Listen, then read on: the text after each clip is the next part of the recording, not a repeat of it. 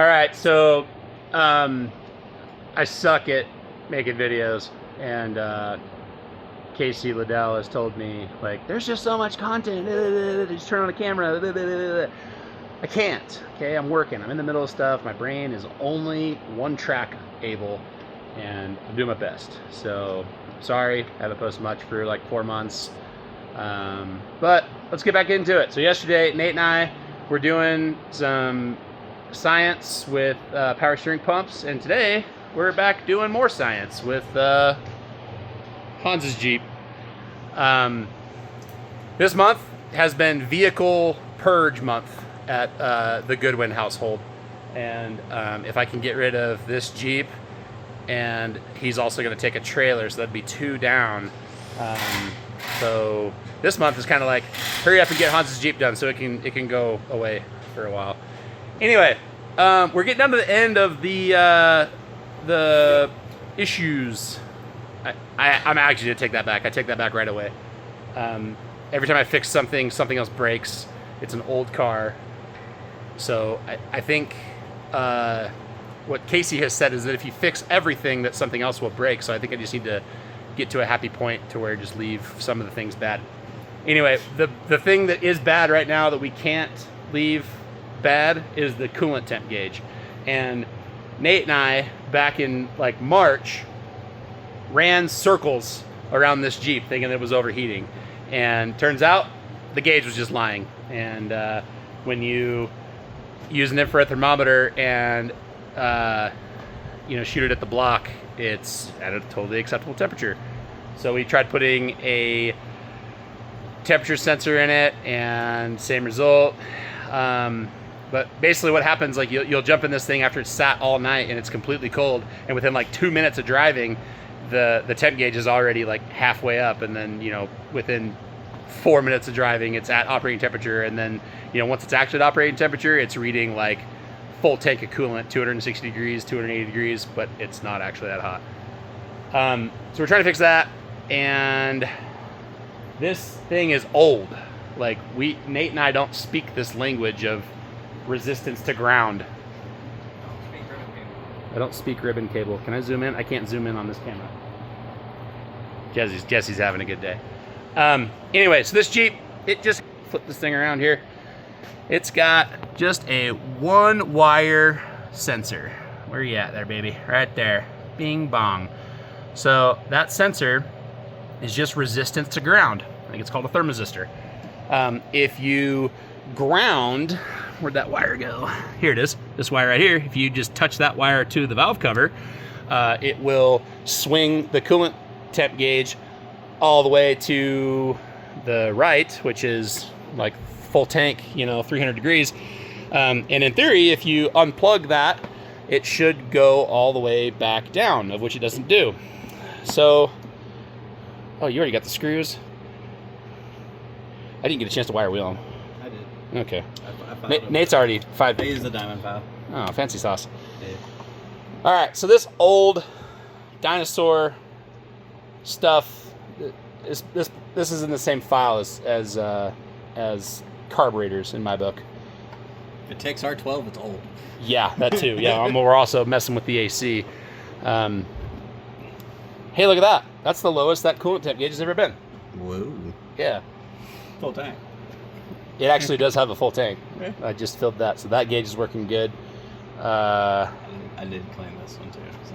Heck yeah, cool. So what do we got going on here, Nate? Show me the backside of this thing, which is more science. I'll have AI put your lab coat back on. Okay. Okay. So, just kind of following the path. That's our positive voltage. It lights all the light bulbs up. It does steal positive voltage from this lighting circuit for that gauge. That one would be our ground circuit, and it goes over and steals, ties into all. So basically, the gauge has power and ground, and then that is sensor. That goes to the sensor, yes. That traces out to a single and goes to the sensor. So I think that this is the ground for the gauge. That's the ground, yes. Because there's no light on the gauge. That's the light. No, it's just got a light in the back. So what I'm wondering, though... And underneath, this is the positive voltage, and underneath this, it was super, super corroded. And if it doesn't have 12 volts when it starts resisting it... Well, this is the... Like, that doesn't have 12 volts. Like, that's on a rheostat. That's how the dash lights get dimmer. That's what's messing me up here, because those aren't on. You know, so like when the gauge works when the headlights are off. You know. Yeah. Unless this, I don't know. Still don't know. I don't even care if you tell me how it works in the comments. I don't want to know. Like, I would rather it just be, you know, a 5-volt reference, you know, send ground, send 5 volts, and then the sensor sends me, you know, 2.3 volts, and 2.3 volts means it's this. I get that all day long. This whole one-wire crap is making my head hurt. You know who else makes my head hurt? That guy. This guy.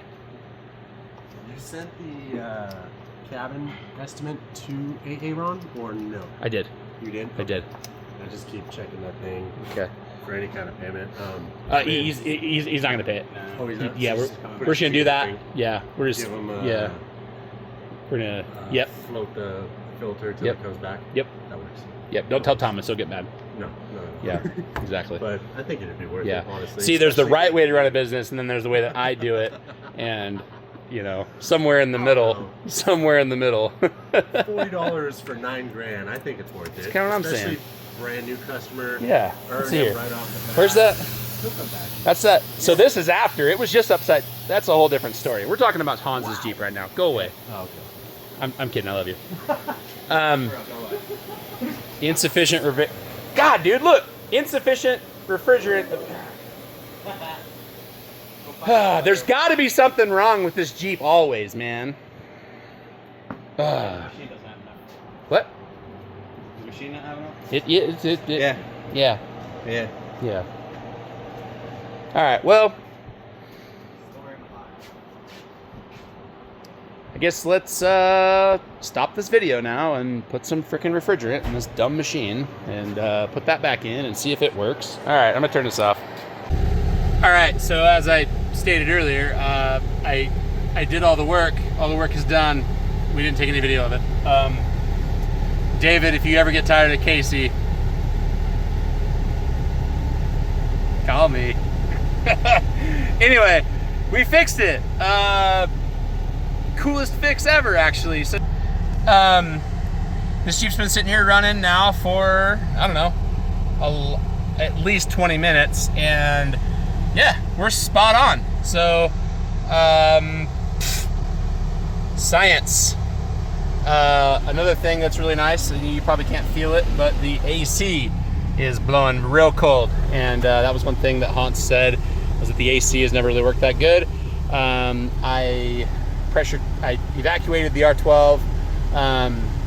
I pushed about 400 psi of nitrogen into the system through a retrofit fitting. I retrofitted it from R12 to R134 and pushed about 400 psi of nitrogen into it, and I found that the pressure, the compressor cycling switch was leaking, so I replaced that and charged it with R134, and it makes cold air now. So heck yeah, I'm super stoked. But I can't even remember what I was gonna say, or like have anything to say, but like, I don't know. More science. Thanks for watching. Have a good day. Bonus. So I think the gauge is fixed, but do I believe it? Now that the AC works, let's turn the AC off. Turn the heater on full blast. See if it goes down. If this was a real car, I could just plug my scan tool into it, into the OBD2 port, and see what the freaking coolant temp is. Now it's like, is it actually overheating? I don't know.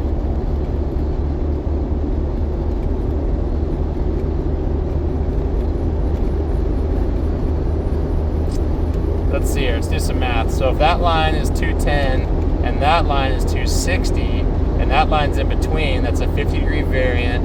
So let's see here, 210, 260. 60, that's 50 degrees. Half of 50 is 25. 210 plus 25. So that's, according to this gauge, it's like 230 degrees right now. Which it's a little toasty. I would think 230 degrees would be pushing coolant out on the ground.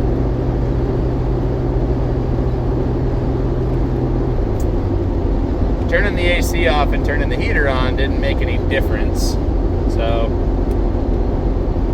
I think I'm back to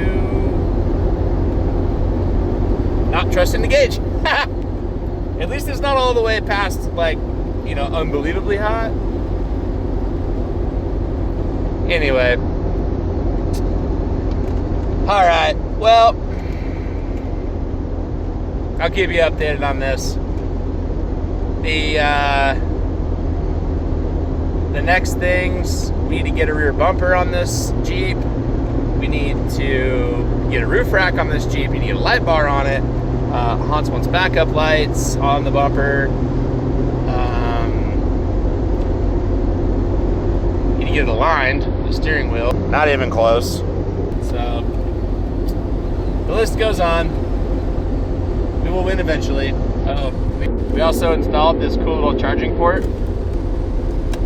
Plot twist, doesn't work. I suck at my job. All right, I'm done. Thank you. Wow.